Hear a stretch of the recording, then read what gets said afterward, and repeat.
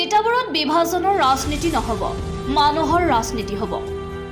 তিতাবৰত পৌৰসভা নিৰ্বাচনৰ মনোনয়ন পত্ৰ দাখিলৰ সময়ত যোৰহাট জিলা বিজেপিৰ সভাপতি হেমন্ত কলিতাৰ প্ৰত্যাহ্বান, তিতাবৰক দুৰ্নীতিৰ ভূস্বৰ্গলৈ পৰিণত হ'বলৈ নিদিওঁ। 10খন আসনৰ ভিতৰত 10খন আসনতেই আমি জয়লাভ কৰিবলৈ সক্ষম হ'ম। তিতাবৰৰ ৰাজনীতিত এক পৰিৱৰ্তনৰ ধুমুহা আহিছে। যোৱা ঠেঙাল ইলেকশ্যনে তাৰ সূচনা কৰিছে আৰু আজিৰ তাৰিখত তিতাবৰত ঠেঙালৰ 10খন আসনৰ ভিতৰত 8খন আসনেই আজি ভাৰতীয় জনতা পাৰ্টীৰ দখলত আছে।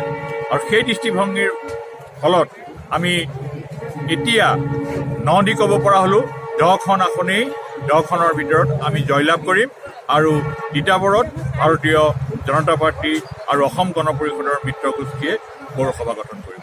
তিতাবৰত যিহেতু দেখা যায় যে কংগ্ৰেছৰ ভেটি বুলি কোৱা হয়, আজিৰ তাৰিখত কংগ্ৰেছ ফেক্টৰ হ'ব পাৰে নেকি আপোনালোকৰ? আপোনালোকে ফেক্টৰ হয় নহয়, যোৱা ঠেঙাল ইলেকশ্যনেই প্ৰমাণ কৰিছে।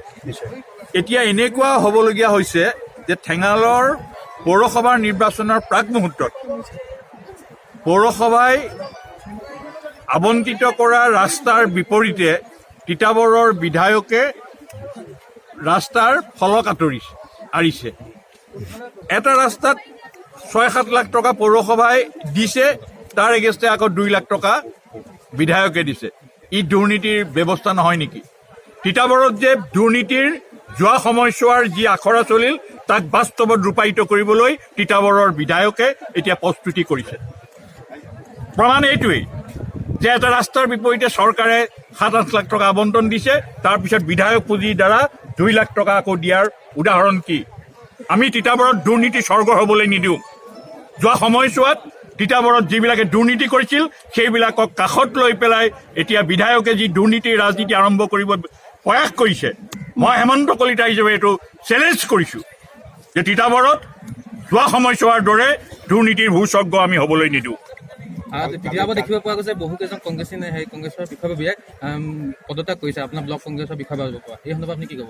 কাৰণ দুৰ্নীতি আৰু যেতিয়া মানুহক আভুৱা তৰিবলৈ চেষ্টা কৰে কংগ্ৰেছ দলে, তেতিয়া কংগ্ৰেছৰ সতীৰ্থসকলে বুজি উঠিছে যে তিতাবৰত এতিয়া দুৰ্নীতিৰ লুণ্ঠন আৰু ব্যক্তিগত ভাল পোৱা বেয়া পোৱাৰ ওপৰত চলিছে।